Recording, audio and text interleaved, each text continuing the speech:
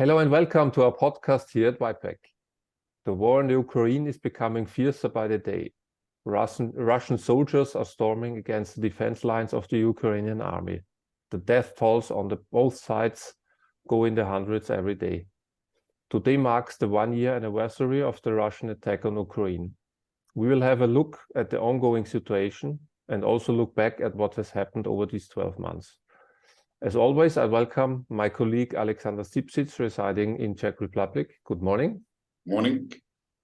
And we are accompanied by political scientist and expert for Eastern Europe, Professor Gerhard Mangott. Good morning. Good morning. Now, after 1 year, what do you think are the biggest or most important changes to the world we had prior to February 24 in 2022? Well, what we have seen is that there's a deep freeze in relations between the West and the Russian Federation. And it's not to be expected that this deep freeze in bilateral relations will disappear as long as Vladimir Putin is in power. Russia has lost the war early, in the early months of the fighting, if we actually take into account what the initial objectives of Russia had been, namely to seize Kiev, to oust President Zelensky, and to install a Moscow-friendly puppet government. Russia has failed in this and will not achieve these objectives, even if the war continues for the next months or maybe even years. What Russia has realized is that its military forces are much weaker than expected.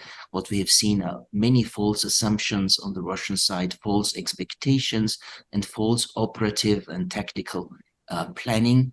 And what we also have seen is that the Ukrainian army has great resolve to resist the Russian invasion.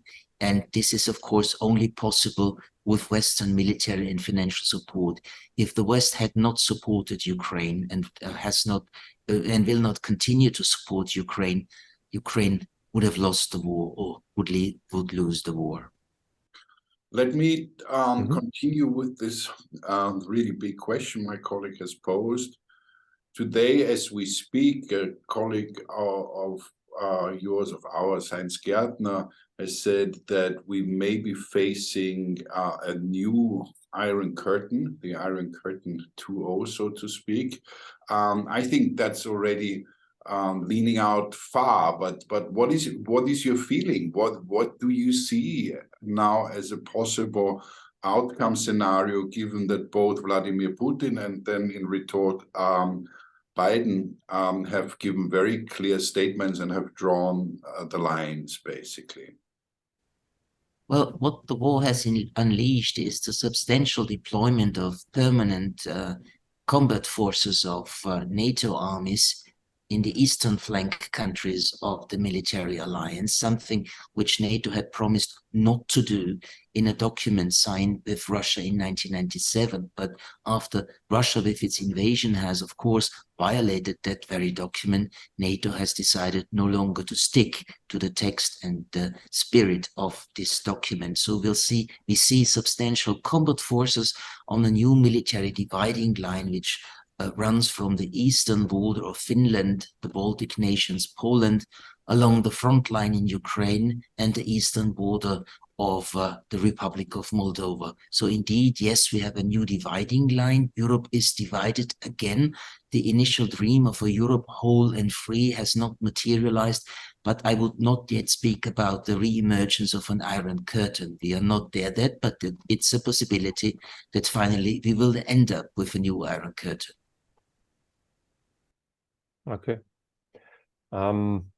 People's opinion in some European countries is shifting towards less interference, at least if you look at the surveys. For example, in Germany, around 2/3 of the population are against sending warplanes and warships.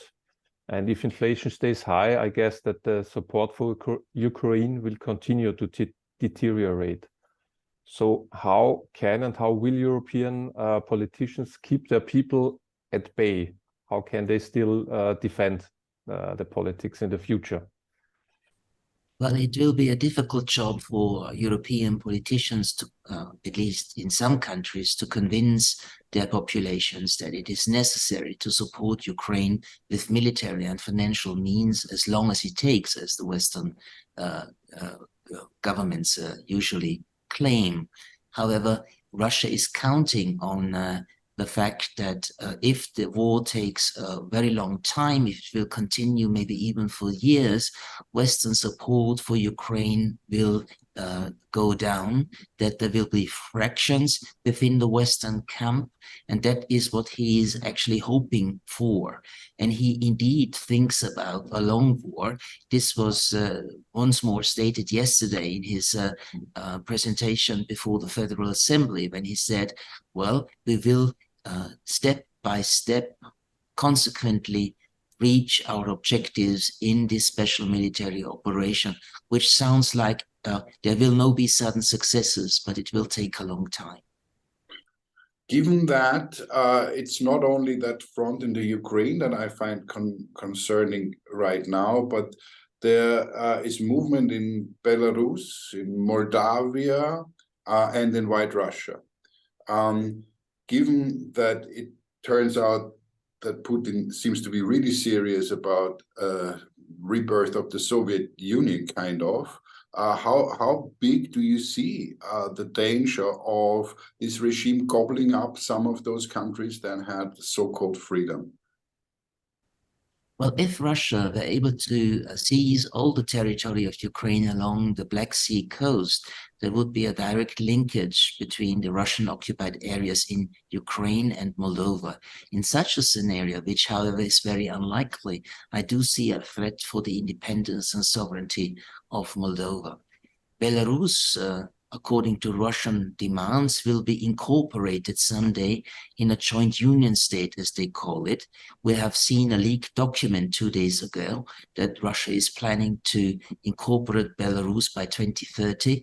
To me, it seems this is very distant in the future. I do expect that the Russians will press hard for achieving that objective a little bit earlier in 2026, 2027.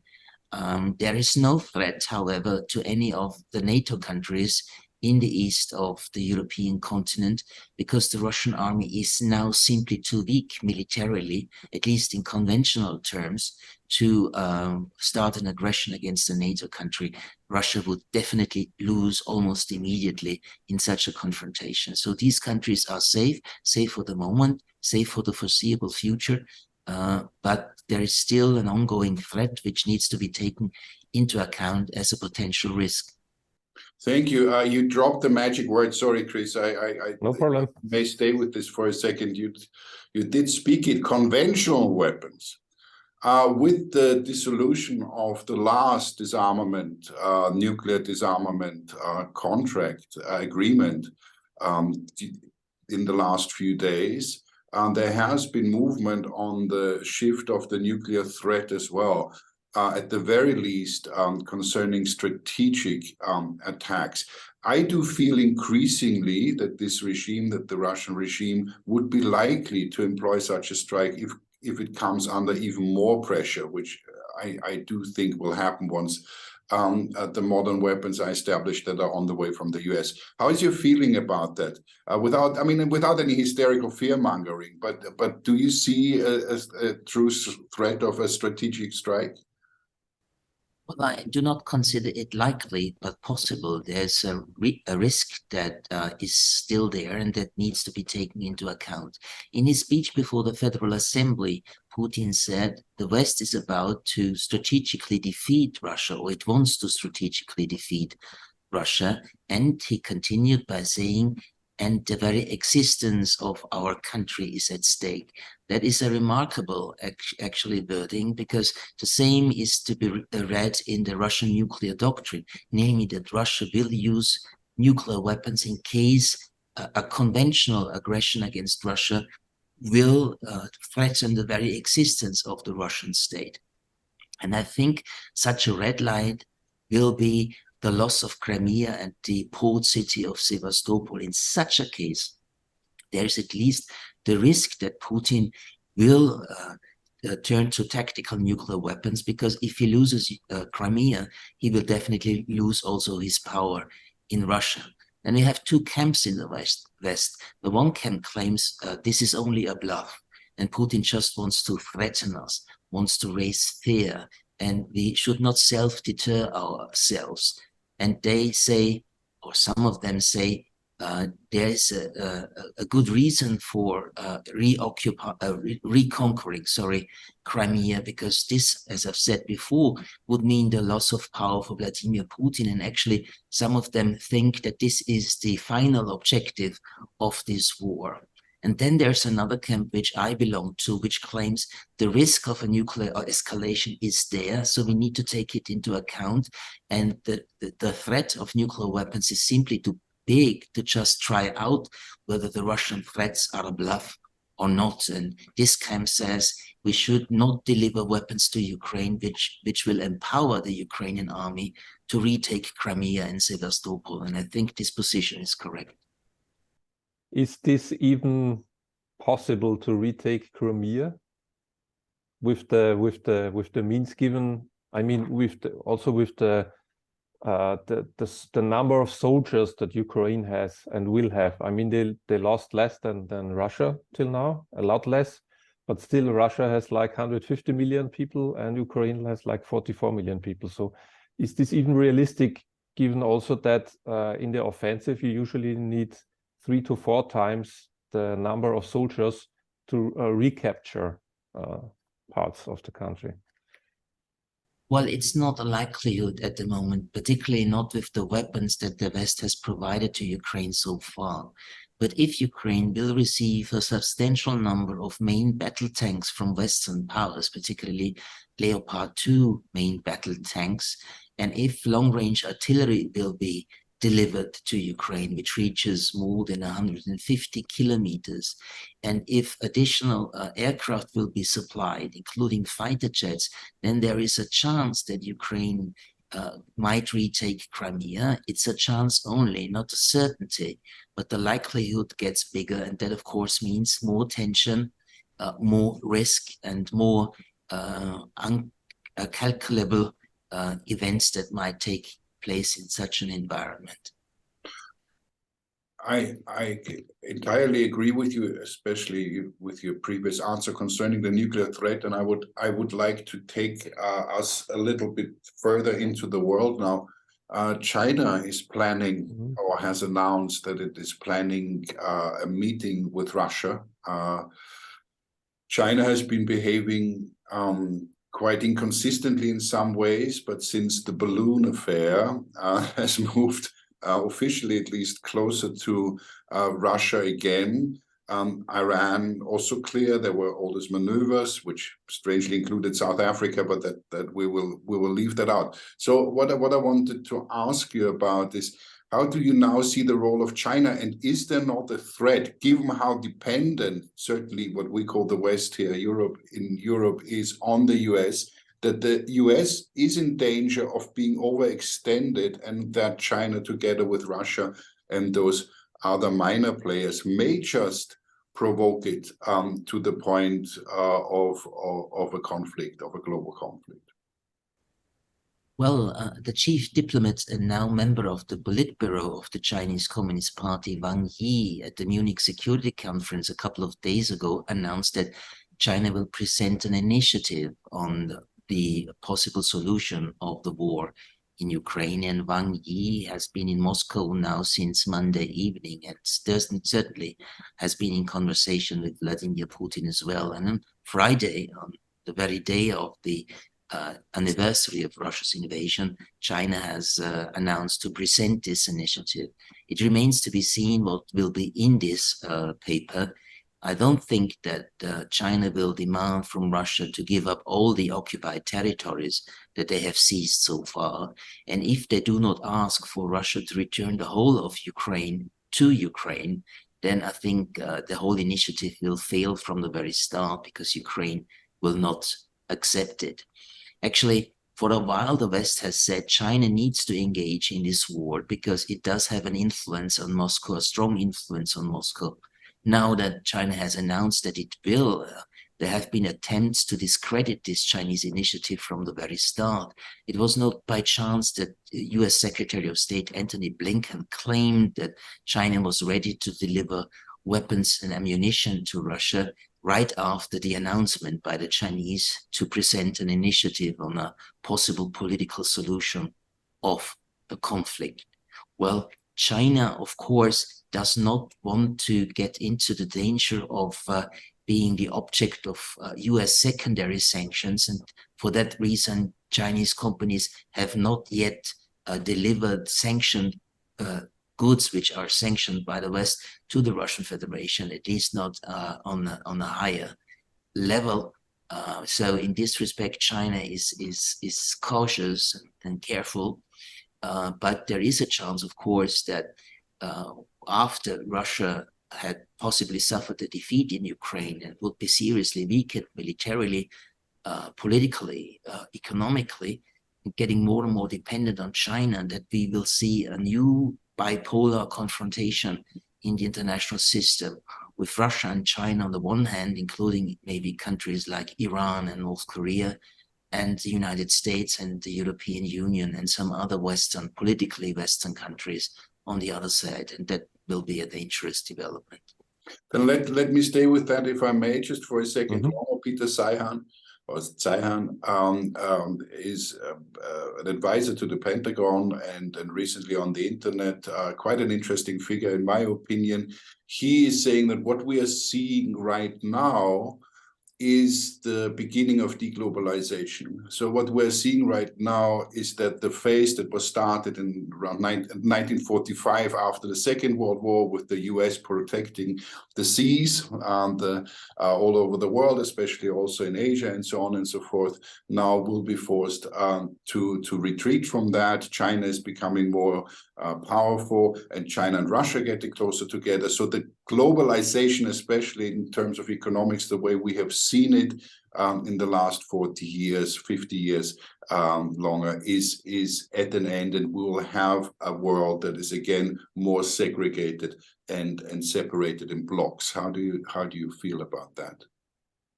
Well, I think the very idea of globalization is under question, at least the belief that by globalization, by growing interdependence, all the globe will not only profit economically and financially, but also this interdependence would mean a decrease in confrontational setups between various countries, the powerful countries on this globe. I think that's gone. It has started already with the financial crisis in 2008, but particularly by the pandemic and its economic consequences, particularly on supply chains.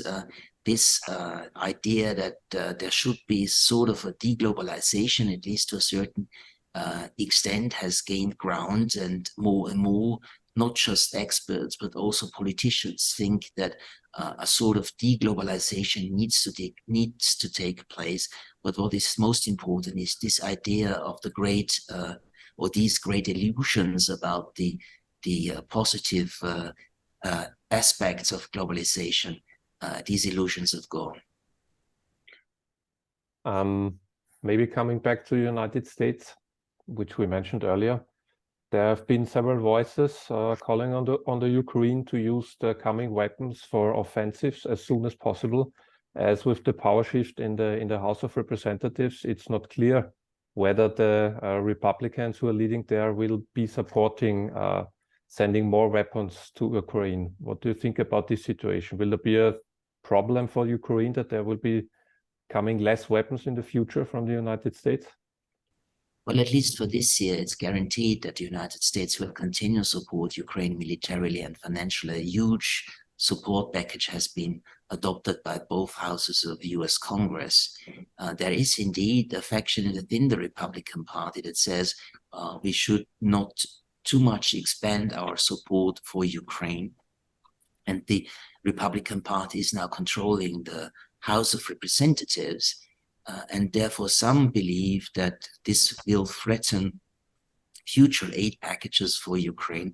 I'm not sure about that. Indeed, the Republican Party is actually divided on this issue, and the traditional Republicans, which fully support and endorse Biden's decision to support Ukraine will vote with the Democrats in the House to push forward new packages. So I do not see that this threat is really very serious to Ukraine.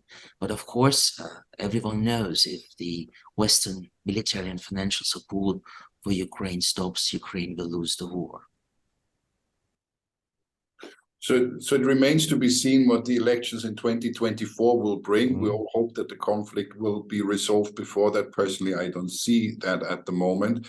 Generally, what would you say? The Biden administration has been quite clever in a way, in my opinion, treading the line of not going too far with the support, but being steadfast in the support. How do you see the Biden administration's dealing with the situation? Well, the United States very early on has decided that it must prevent at any cost a Russian victory in the war in Ukraine, and the US and the collective political West has invested so much into the support of Ukraine diplomatically, militarily, economically, and financially that it would be a serious threat to Western credibility if Ukraine would lose this war because of decreasing Western support for Ukraine. The West needs to win this war in Ukraine because he has tied himself with the Ukrainian leadership. The question, however, is how will the respective warring parties define a victory? And here we do not have unanimity within the West, and not even between Russia and the West, what a victory actually would mean, how a victory should be defined. Some say a victory needs to lead to a situation when all Russian soldiers are kicked out of Ukraine, including Crimea and the city of Sevastopol, the port city of the Russian Black Sea Fleet. The Ukrainian leadership has publicly announced that this is its final objective in this war, which is a rather maximalist position. But particularly if this maximalist objective will try to be reached, then there is the threat about the nuclear escalation I told about before. And that's why some in the West define victory in this war more moderately and just think about empowering the Ukrainians so much that they are able to restore the front line of February the 23rd. Yes, if I may. Given the lack of unity within the European Union, France actually going more towards negotiations already. Germany would do that in a jiffy, as they say, and Poland and Czech Republic and even Italy being really firm in their anti-Russian activities. I wanted to ask you, do you know of any diplomatic efforts behind the lines, so to speak, or in the shades that are going on between the European Union and Russia, given that before Turkey had this interesting role of intermediate, and given the situation in Turkey and the weak position of Erdogan, is there anything going on? Is there anyone negotiating between Russia and the European Union, you think, or you know? Well, communication channels with the Russian leadership are still open, however, not widely used. But there's no serious effort in bringing about negotiations over an end to the war in Ukraine. No European initiative, no US initiative. And actually, both sides, Ukraine and Russia, claim that they are ready for negotiations, but they set preconditions which are not acceptable for the other side. Russia says, well, we negotiate with the Ukrainian government, however, only if it takes the realities on the ground into account, as they formulate it, which means, of course, that they expect Ukraine to respect the 4 partly occupied regions of Ukraine as part of the Russian Federation, which is unacceptable for President Zelensky. He doesn't want to make any territorial concessions, and the great majority of the Ukrainian population doesn't want to make territorial concessions. And the Ukrainians claim that they are ready for negotiations, but Zelensky has said, we will not talk with Vladimir Putin, we will talk with the next Russian leader. Well, we don't know when we will have a new Russian leader. And the Ukrainians also claim they will start negotiations only if all Russian soldiers have left Ukraine, including Crimea. Well, that would be a disastrous defeat for the Russian side. So the question is, what should be negotiated then in such a scenario? So both sides claim to be ready to negotiate, but there is indeed no prospect for negotiations. There's not even room for mediation, because both parties still believe that they could win this war, that they will actually have success on the battlefield. And as long as both sides believe in this, there is no interest on both sides to enter into negotiations, not about a ceasefire, let alone about a peace agreement. What do you think about old and new president of Brazil, Lula da Silva's position? He also said that he wants to step up to start some negotiations with Russia, but he has quite a different view than the West, I would say. As he said, also the West has made mistakes and had made mistakes in the preparation, or whatever, or how you call it, for the war. So what do you think? Does he have any chance? Does he have a better communication channel?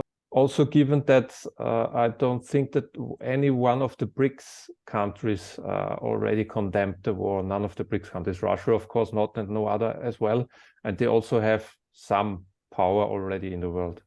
I don't believe that the Brazilian president does have will present a serious effort in mediation.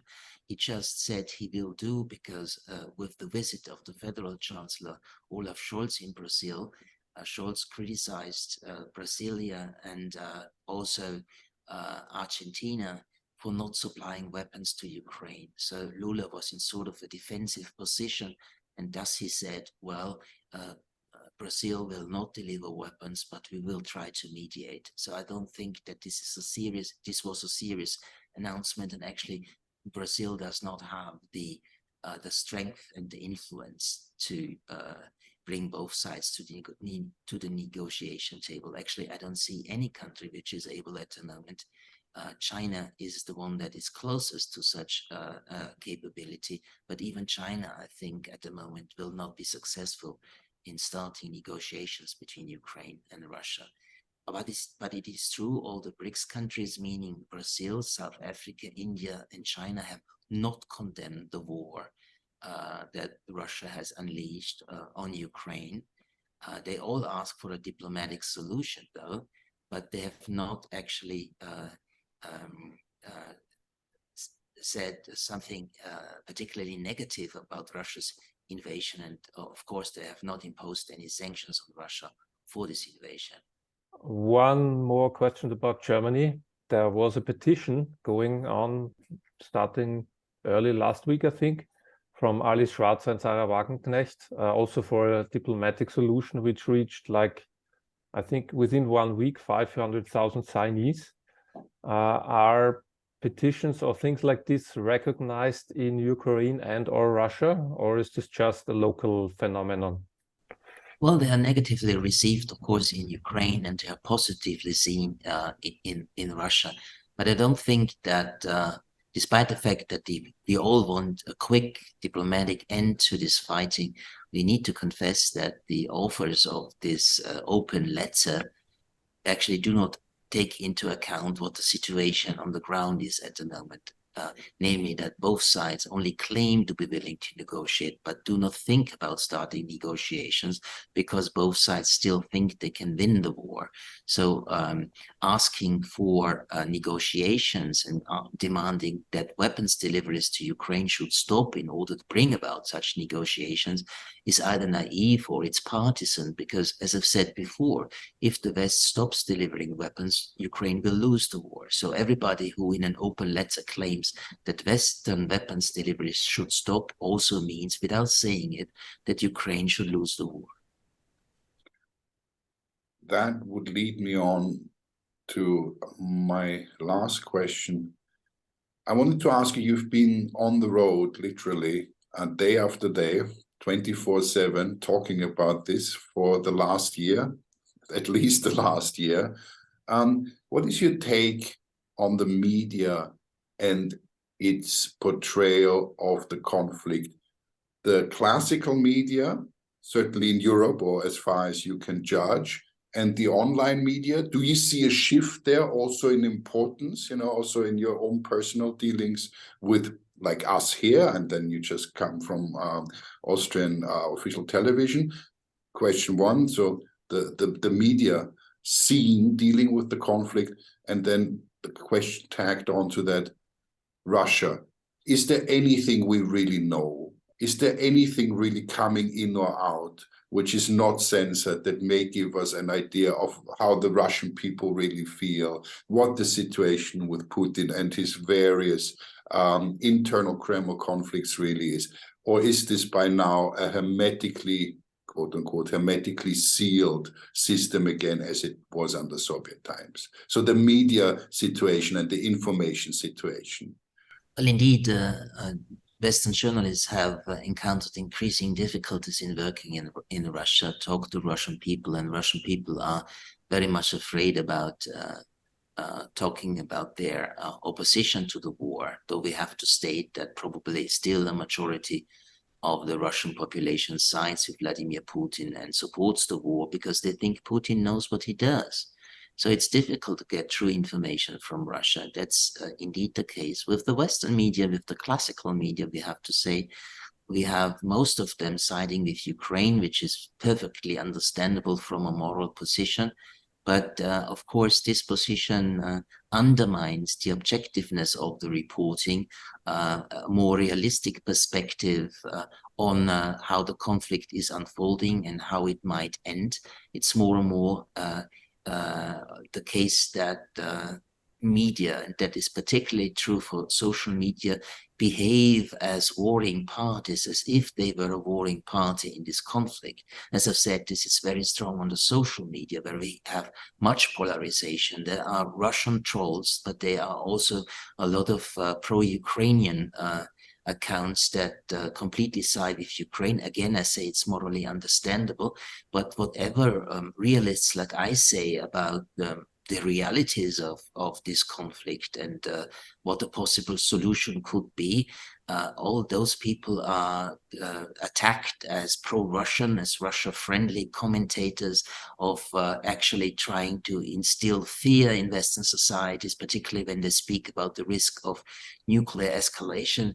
And what actually disappointed me very much is that most of my colleagues, particularly in Germany, actually are behaving like they are a warring party. They behave like activists and no longer as scientists, but they claim to talk about the conflict as scientists, but what they actually do is talking about the conflict as activists, and that's something completely different.